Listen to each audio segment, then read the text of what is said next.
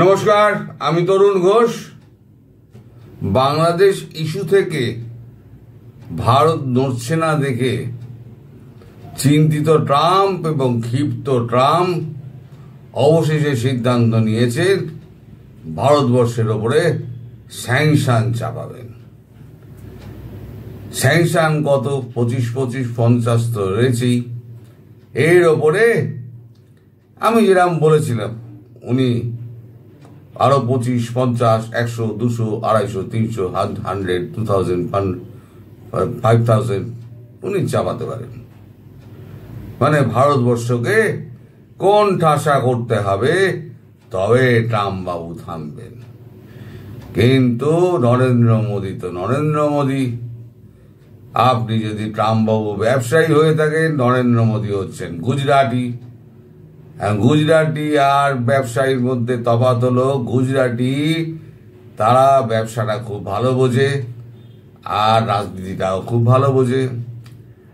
আর আপনার সমস্যা হলো আপনি ব্যবসা ভালো বোঝেন কিন্তু রাজনীতি বোঝেন না।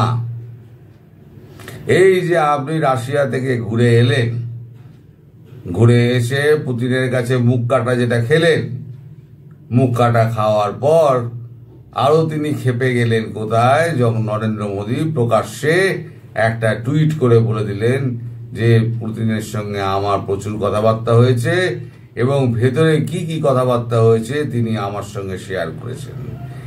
এই যে ভেতরে জুতো খাওয়ার যে গল্পটা, সেই জুতো খাওয়ার গল্পটা সারা পৃথিবী জেনে যাওয়ার পর ট্রাম্পের পারদ আরো চড়ে গেছে। পরে তিনি ঠিক করেছেন, হোয়াইট হাউসের লোক বিবৃতিতে জানিয়ে দিয়েছে যে আমাদের ওপরেতে, ভারতের ওপরেতে এবার স্যাংশন চাপবে। আরে বাপরে, ভারত ভয় স্যাংশন চাপবে। তাহলে কি হবে? ট্রাম্প বাবু, এটা কিন্তু 98-এর ভারত নয়, আপনি ভুলে যাচ্ছেন। 98-এর ভারতকে আপনি স্যাংশন দিয়ে কিছুটা দাবিয়ে রাখতে পেরেছিলেন।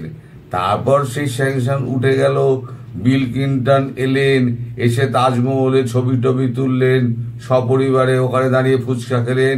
সেসব গল্প হয়তো বাঙালি হয়তো ভুলে গেছে, বিস্মৃতির অতলে তলিয়ে গেছে, কিন্তু আমাদের সব তো মনে আছে। এরপর আপনাকে ভারতবর্ষেই আসতে হবে। মোদিজি ইজ মাই বেস্ট ফ্রেন্ড বলে আপনাকে মোদিজিকে আবার জড়িয়ে ধরতে হবে এবং মোদিজি কূটনৈতিক স্বার্থে মোদি দেখবেন হা হা হা করে হাসছেন এবং পৃথিবীর লোককে বুঝিয়ে দিচ্ছেন যে হাসির মাধ্যমে জিত কার হয়েছে। এখন চীনও তেল নিচ্ছে, আপনিও খনিজ পদার্থ নিচ্ছেন, ইউরোপিয়ান ইউনিয়নও খনিজ পদার্থ নিচ্ছে, রাশিয়া তো তেল খনিজ পদার্থ বেচছে। তেল তো একমাত্র চীন আর ভারত ছাড়া তো কেউ নিতে পারে না, কারণ ক্রুড অয়েল পরিশোধন করার মতো ক্ষমতা কারণ নেই। এইবারে তো আপনার রাগ তাহলে চীন বাদ দিয়ে, ইউরোপিয়ান বাদ দিয়ে, ব্রিটেন বাদ দিয়ে ভারতের ওপরে কেন? সেটা হচ্ছে বাংলাদেশ থেকে ভারত সরবে না এবং বাংলাদেশ থেকে আপনাকে দূর করে ছাড়বে। এই যে বাংলাদেশের ছোট ভূখণ্ড ভারত ছাড়বে না, ভারত একেবারে এঁটে বসে আছে এবং ভারত ঠিক করেছে প্রধানমন্ত্রী হিসেবে শেখ হাসিনাকে ওখানে বসাবেই। এবার আপনি শেখ হাসিনাকে ওখানে পছন্দ করছেন না, কারণ আপনার পূর্বসূরি যে জো বাইডেন রয়েছেন, তার চালিকা শক্তি যে ছিল তারা হচ্ছে ডিপ স্টেট। সেই ডিপ স্টেট কিন্তু তাহলে হেরে যাবে, আর ডিপ স্টেট যত হেরে যাবে তত আপনার ওপরে চাপ বাড়বে, আপনার প্রেসিডেন্সি নিয়ে টানাটানি হবে।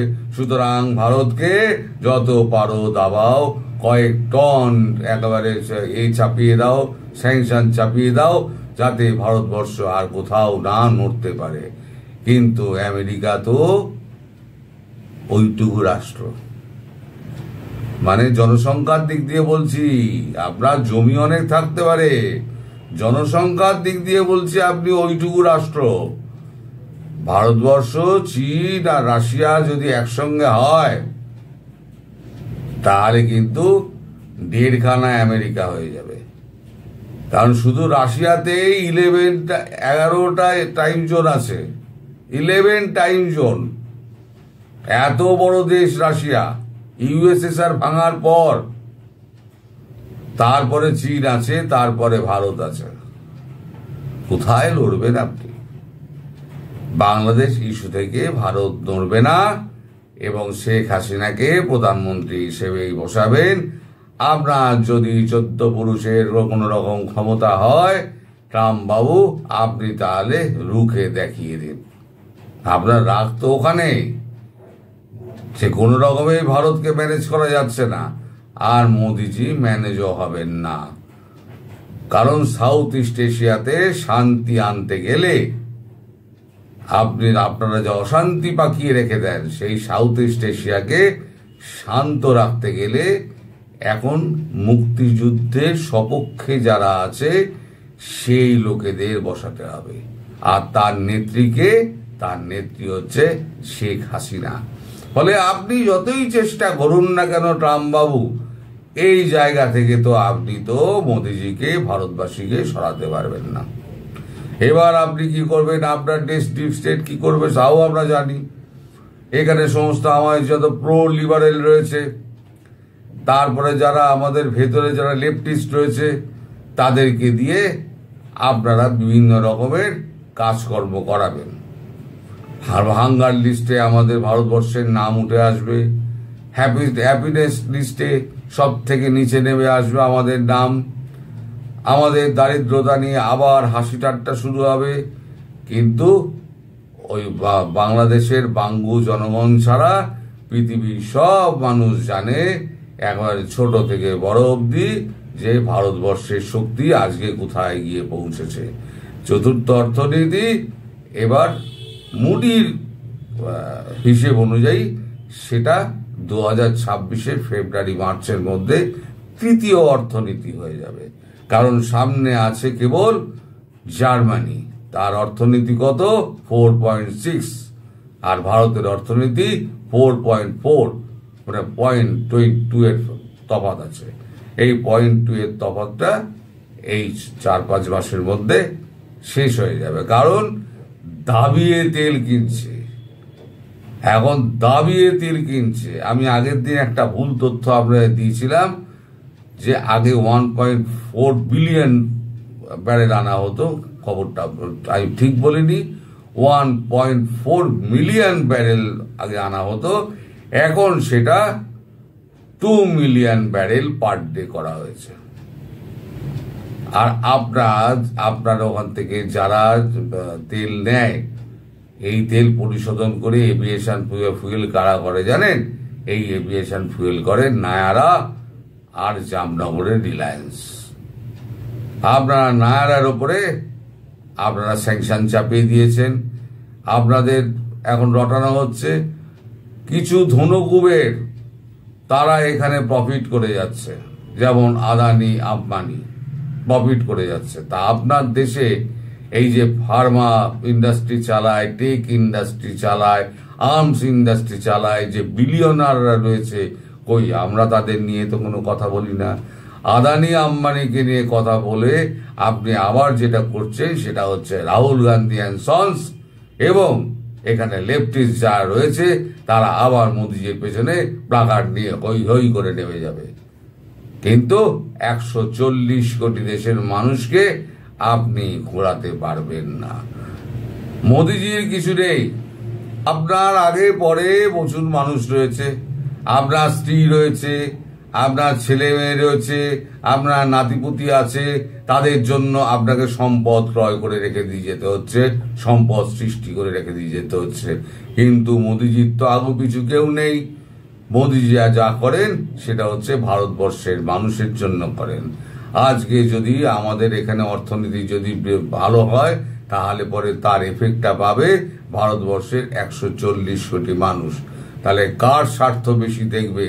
দেশের 140 কোটি মানুষের স্বার্থ দেখবে, নাকি আপনার ওই ক্ষুদ্র বাংলাদেশ নিয়ে আপনার এই তিরিং বিরিংবাজি যেগুলো করছেন আপনি ওই নেওয়ার জন্য, জায়গাটা নেওয়ার জন্য? কিছু মনে করবেন ট্রাম্প বাবু, আপনার জন্য যে চক্রব্যূহ রচনা যেটা মোদিজি করেছেন, এই চক্রব্যূহে যদি আপনি ফাঁসেন তাহলে পরে কিন্তু আপনি উদ্ধার পাওয়ার কোনো রাস্তা পাবেন না। এই চক্রব্যূহ কিভাবে তৈরি হচ্ছে এবং আপনি কি করে তাতে ফাঁসবেন, কবে সেই চক্রব্যূহ শুরু হবে, তার সব খুঁটিনাটি খবর কালকে দেব। আপনি যদি পারেন এটা ট্রান্সলেট করে শুনে নেবেন একবার।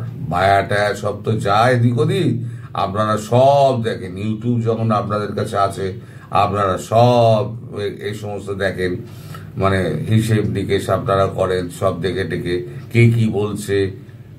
আসল তো হচ্ছে ডেটা, তা আপনাদের কাছে সব ডেটা আছে, আর সেই পথ বন্ধ হয়ে যাচ্ছে।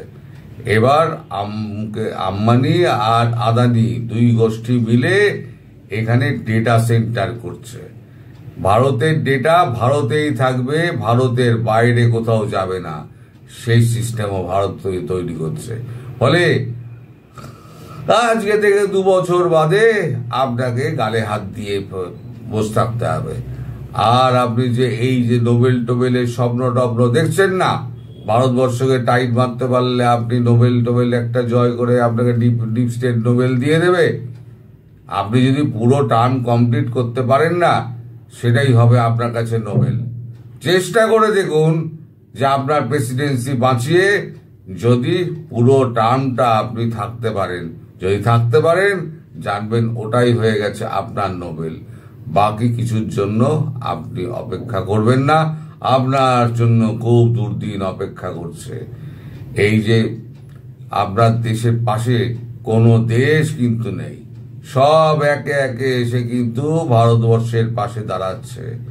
আপনি যদি মনে করেন যে ভারতবর্ষ আপনাকে ছাড়া চলবে না, তাহলে আপনি মূর্খের স্বর্গে বাস করছেন। আমরা জানি আপনি আমাদের ওপরে আরো স্যাংশন বসাবেন, স্যাংশন চাপাবেন, এবং সেটা আমি 15 দিন আগেই বলেছিলাম যে আমরা আবার স্যাংশনের জন্য তৈরি আছি। আপনি স্যাংশনটা লাগিয়ে দিন। ভারতবর্ষের বিভিন্ন কাগজে সর্বত্র লেখা হচ্ছে ভারতবর্ষের ওপরে স্যাংশন আসছে। স্যাংশন আসুক, আমরা স্যাংশনের জন্য তৈরি। আর আপনি ওই চক্রব্যূহ থেকে বের হওয়ার পথ আপনি খুঁজতে থাকুন। কাল বলবো আপনাকে চক্রব্যূহ রচনা কাকে বলে এবং তাতে আপনি কি করে ফেঁসে যাবেন। দর্শক সবাই ভালো থাকবেন, সুস্থ থাকবেন আর সাবধানে থাকবেন। আর এটা জানবেন যে ভারত তার লক্ষ্য থেকে সরবে না। ওখানে আওয়ামী লীগ তারা সে নির্বাচনের মাধ্যমেই হোক, আর সে সরাসরি গিয়ে প্রধানমন্ত্রীত্বে গিয়ে বসে হোক, ভারতবর্ষ আওয়ামী লীগের মুক্তিযুদ্ধের সপক্ষের সঙ্গে থাকবে। সবাই ভালো থাকবেন, ধন্যবাদ।